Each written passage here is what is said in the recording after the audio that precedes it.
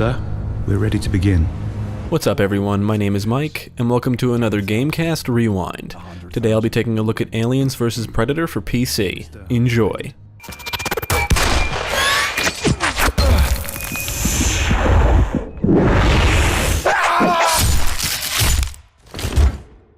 As far as this series goes, the original Aliens vs. Predator released in 1999 and let players take on the roles of a colonial marine, predator, and alien. It contained 3 campaigns, open-ended levels, and accommodates both the first-person shooter and stealth genres. A sequel, Aliens vs. Predator 2, was released in 2001 and ran on a different engine, refined many of the mechanics, but also lost some things that made the first game so great. It's still a solid title, and it even allows players to experience the full life cycle of an alien or xenomorph. Developed by Rebellion Developments and published by Sega, Aliens vs. Predator was released for PC, PlayStation 3, and Xbox 360 in February 2010. For this review I played the PC version. This was developed by the same team that brought us the first game, but this is not a sequel, it's a reboot of the franchise, and once again you get to take on the roles of a marine, predator, and alien across 3 campaigns that intertwine with each other. I believe this was the first game in the series I actually acquired, but never did play it because I heard it was awful. After beating the previous games, it was finally time for me to jump into this one, so let's see how this reboot fares compared to its predecessors. Well in Utah, building better worlds. Each character can perform several of the same functions. They can walk, run, sprint, jump, perform melee attacks, and block. You cannot crouch for reasons I really don't understand. When talking about the melee combat, the Marine can actually knock back an alien. I don't know what the fuck the developers were thinking, but that is not good. The Predator can do it too, but that actually makes sense. The Marine should not be able to do this. This is really bad. An alien is not some little bitch enemy type that humans can just smack around. These are violent, aggressive, hostile creatures that can easily shove their inner jaw through any part of the human body, in addition to killing humans with just their tail. The developers should have known better, and being able to perform melee attacks on these creatures as a Marine kind of eliminates some of the tension in this campaign. Regardless, the melee combat is more than just punching and blocking. You can perform light attacks, heavy attacks, and if you block at the right time, you can perform a counterattack which usually knocks an alien on its ass. The Marine has access to a motion tracker which will detect nearby enemies, and he can also climb over small obstacles. The Predator can jump long distances, and the alien can jump onto different surfaces and wall walk, giving it the most freedom when it comes to navigation.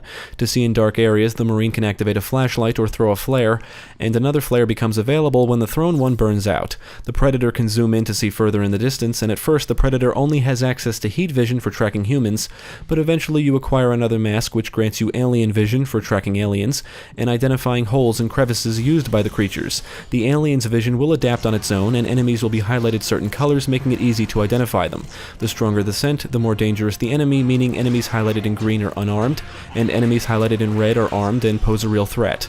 The alien can destroy lights to cloak itself in darkness and is also the fastest character out of the 3. Speaking of cloaking, the Predator can activate a cloak to turn invisible, and this time it does not drain energy, but it will deactivate if you walk in water. When the Predator uses energy weapons, you will drain energy, but you can refill energy by finding energy sources like power nodes throughout the environments.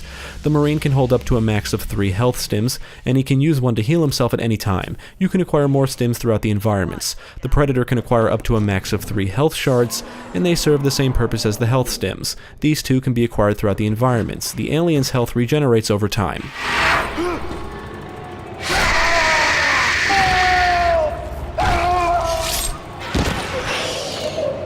While the Marine and Predator acquire new weapons as you progress through their campaigns, the alien can only rely on its claws and tail to attack enemies.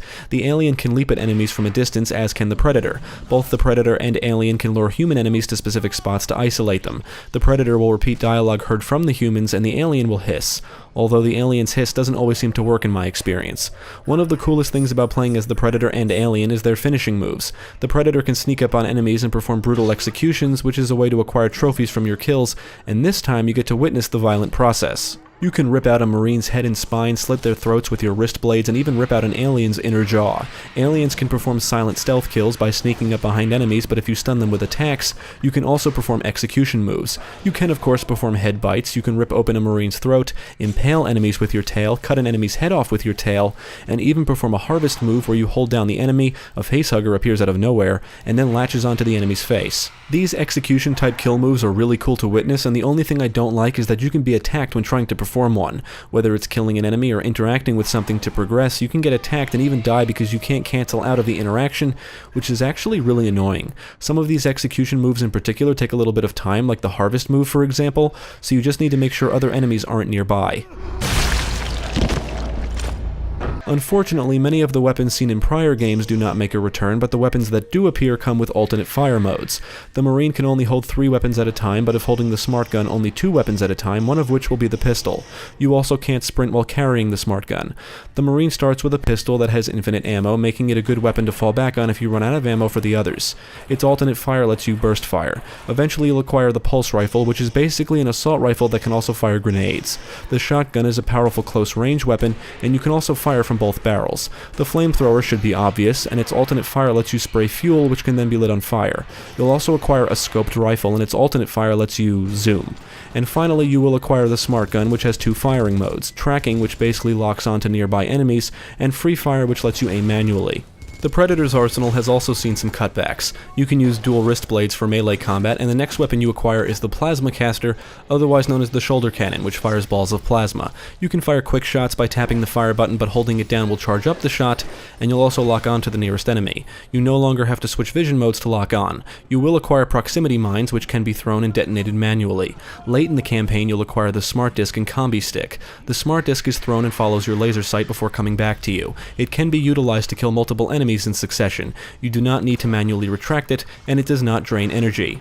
The Combi Stick can only be thrown, but does massive damage, and this too will return to you. Once you acquire the Smart Disc and Combi Stick, the combat becomes significantly easier, and you are no longer forced to rely on stealth. It should be noted that the only things that drain energy are the Plasma Caster and proximity mines. Not even cloaking drains energy this time around. While the weapons do feel satisfying for the most part, the lack of others seen in previous games, like the grenade and rocket launchers, spear gun, and not being able to use the Combi Stick as a melee weapon are truly questionable decisions. The arsenal just feels very skeletal.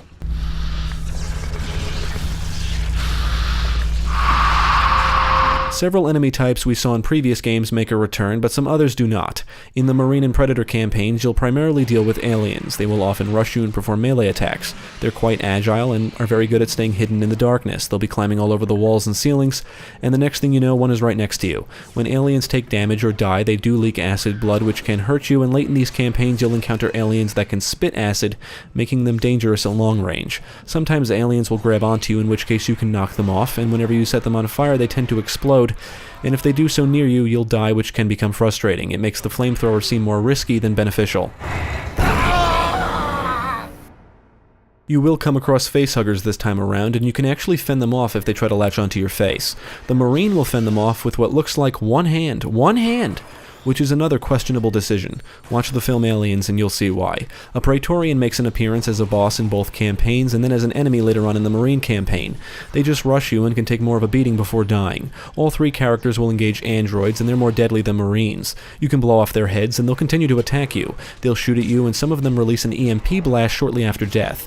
They are heavily armored and can actually pose more of a threat to the Marine than the other 2 characters. They like to carry shotguns, and a few shots from one can put you down. Some androids are even capable of cloaking. The Predator and Alien will engage Marines, who will usually just shoot at you if you're detected.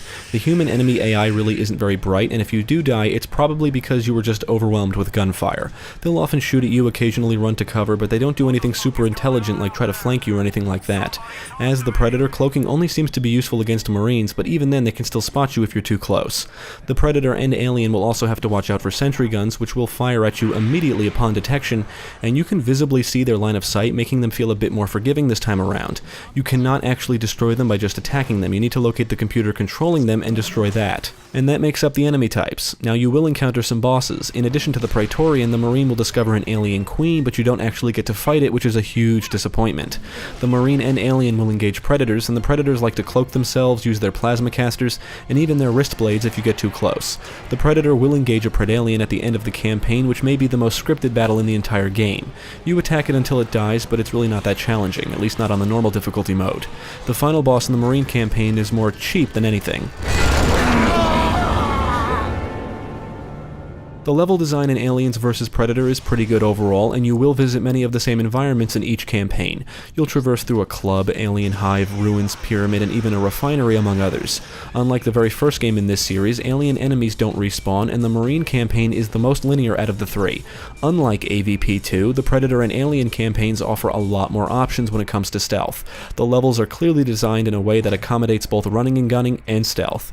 As the Predator, you can utilize ledges, treetops, and the tops of structures and buildings to stay off the ground and remain stealthy. There's nothing more satisfying than luring a lone Marine to your position only to drop down, rip off his head, and then quickly escape to hunt your next prey.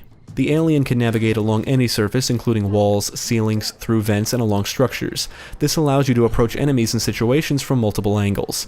Now, the levels are not as open-ended as the ones seen in AVP Classic, but also not as linear as those seen in AVP 2. Scattered throughout the levels are collectibles in each campaign. The Marine can acquire audio diaries, which provide backstory and lore. The Predator can acquire trophy belts, and the Alien can destroy containers housing royal jelly. These would be the only real reasons to explore. Even though the environments are somewhat open, you are usually funneled in a specific direction, and something on your HUD will always point you to your next objective. There's very few areas where I got stuck, and that's only because it wasn't clear how I needed to proceed, but I can't say I ever got lost. This game does include infighting between enemies, normally between aliens and humans, and it's best to let these battles play out. I find that if there's a sentry gun in the area, the Marines or androids usually win, but otherwise you can count on the aliens. There's something to be said about AVP Classic. That game showed that the respawning enemies and their somewhat randomized placement made you never feel completely safe, making the gameplay feel tense. While the levels could be confusing as hell, their extremely open-ended nature added a lot of replay value to the game. AVP 2010 seems to lean more towards AVP 2 in terms of level design and encounters. It's not really a bad thing, but the replay value can be quite low. You're scored and ranked in each mission, and your score is based on numerous factors like how many collectibles you found, enemies killed, deaths, and other variables. You can also replay any already unlocked missions at any time. Aliens vs. Predator does come with multiplayer, but I couldn't find any games. I should mention I did acquire the DLC, which is just 2 map packs.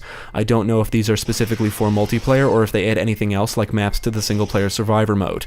Single-player survivor is a lot like the skirmish mode in AVP Classic. You just have to survive against aliens for as long as you can. Unfortunately, you cannot choose your species, and you only get to play as the Marine, and there's only a handful of maps to choose from. There are no options to configure either. Once you're in the map, you'll have to fend off waves of aliens. You're scored based on kills and kill streaks, and I guess the objective is to go for the highest possible score, which does give this mode a bit of replay value.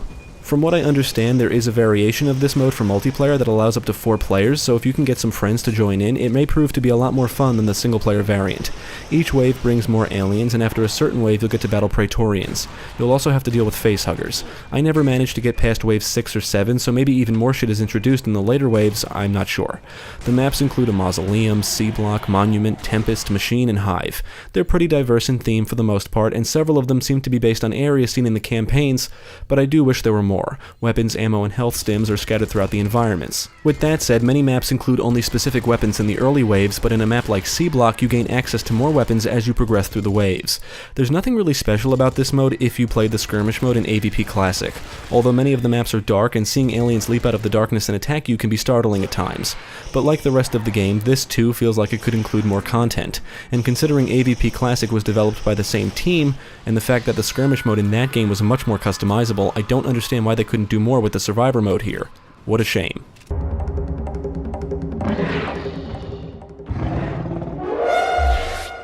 So there's 3 campaigns, and you can play through them in any order you wish. After choosing a campaign, you then decide the difficulty mode, of which there are 4: easy, normal, hard, and nightmare.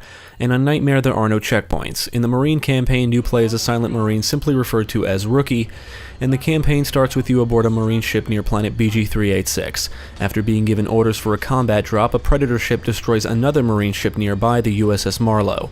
Rookie is knocked out during the drop, and when he awakens, most of his fellow Marines are dead, and Rookie's goal is to now survive and escape the planet. In the Predator campaign, you play as a Predator named Dark. In the first mission, you're a Youngblood, proving yourself for the rank of Elite. Afterward, a Youngblood hunting party of Predators on planet BG-386 sends a distress call, and Dark is dispatched to the planet to investigate. Dark traverses the planet in search of the Youngbloods and eventually discovers that a Predalien is roaming around. Dark must contend with aliens, marines, and androids in an effort to search for the hunting party, acquire equipment, and defeat the Predalien. The Alien campaign opens with 2 humans impregnated with chestbursters imprisoned in a Weyland-Yutani research lab. You play as Specimen 6, one of the chestbursters that grows into a xenomorph or alien. Unfortunately, this time around you do not get to play as a facehugger or chestburster. Specimen 6 eventually escapes the lab, and as far as I can tell, you really have no goal other than to slay humans and get back to the hive, with the campaign ending in a showdown between Specimen 6 and 3 predators. Just like the previous games, the campaigns are not that great and seem to serve only as a backdrop for you to slaughter enemies. But it is pretty cool that they all intertwine with each other, requiring you to play through all 3 to get a better understanding of the big picture. The Alien campaign seems to be the shortest of the 3, but the single player as a whole is pretty short in general. You can probably beat all 3 campaigns in under 6 hours. Most of the voice acting is piss poor, the marine dialogue heard during gameplay is repetitive, you'll hear them say the same things over and over again, and the only standout performance comes from Lance Henriksen, who voices Carl Bishop Weyland. He's a veteran actor of the Alien film series, and he also starred in the first Alien vs. Predator film. He was also in The Terminator, among other films. This man is the human embodiment of science fiction. We've been studying your species for a very long time, my predecessors and I. From a visual standpoint, AVP 2010 is the best looking game in the series, no doubt. For its time, I guess it looked okay, although I don't like the washed out colors. The animations are smooth, the texture work is pretty good, and the lighting is excellent. The game also contains some neat little details. For one thing, every character has full body awareness, which is actually really cool.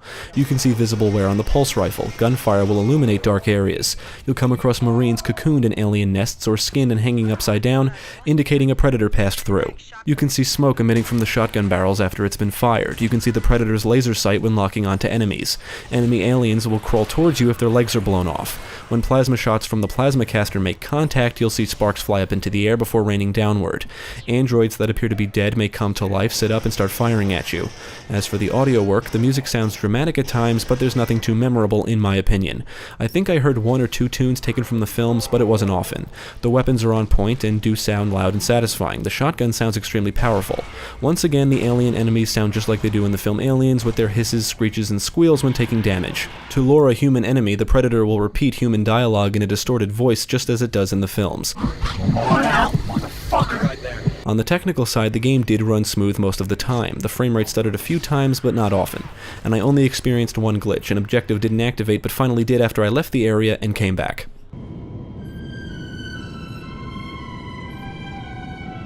Now, I can say I did have fun with Aliens vs. Predator, but it's just not as good as the previous games. Still, the actual gunplay, melee combat, and executions are all satisfying. It's just fun watching aliens explode and ripping off human heads. The atmosphere of this game is also somewhat unique. Like AVP 2, it borrows from the source material, but it's wrapped up in its own little world that feels somewhat original. Unfortunately, the storyline sucks, but the stories weren't exactly the highlights of the previous games either. I think it's safe to say people play these games to experience each species, especially if they're fans of the series. However, unlike the previous 2 games, this is really not the best representation of the Aliens franchise. Being able to smack the creatures as a Marine is a real no-no. I also question the Marine's ability to fend off a facehugger attack and the omission of crouching. Not being able to crouch isn't even that big of a deal, but it's just like, why? Why can't I do this? The game also lacks in content. The campaigns just feel very by the numbers. It appears as if the survivor mode was an afterthought, and if you played the previous games, the arsenal is disappointing here for both the Marine and Predator. It just feels like the entire game lacks passion. It's like they just wanted to make a new AVP in HD and not really focus on what made the series great to begin with. And this is the same developer that made the first game, which many will say is the best in the series, and I can understand that. Spread out! Stand formation! Just another bug. Ultimately, I would recommend Aliens vs. Predator, but only because you can acquire it for pretty cheap now. That and the executions in this game are awesome. But honestly, the previous games are better. If this was still being sold at full price, I definitely would not recommend it. It's not a terrible game like some make it out to be, but it's not great either. If you're a fan of the series, there are some elements that can be appreciated, but if you're looking to get into the series for the first time, start with the first game. AVP 2010 does not reflect what made the series so enjoyable in the first place. There's definitely some questionable decisions made here, and there's also a lack of content. I did look for some mods because I think a good gameplay overhaul could really rectify several of the game's issues, but unfortunately I didn't find anything like that. AVP 2010 is a decent game, but it's far from impressive. There are better shooters, better stealth games, and even better AVP games out there. If this looks interesting, I would say check it out when a Steam sale comes along, and I've seen this go on sale numerous times over the years. Thanks for tuning in. I hope this video proved helpful. Stick with GameCast for more quality content, including the latest gaming news, podcasts, let's plays, and even more reviews. Be sure to check out my channel, Gaming Pastime, for new game reviews released every week. My name is Mike, and I thank you for watching.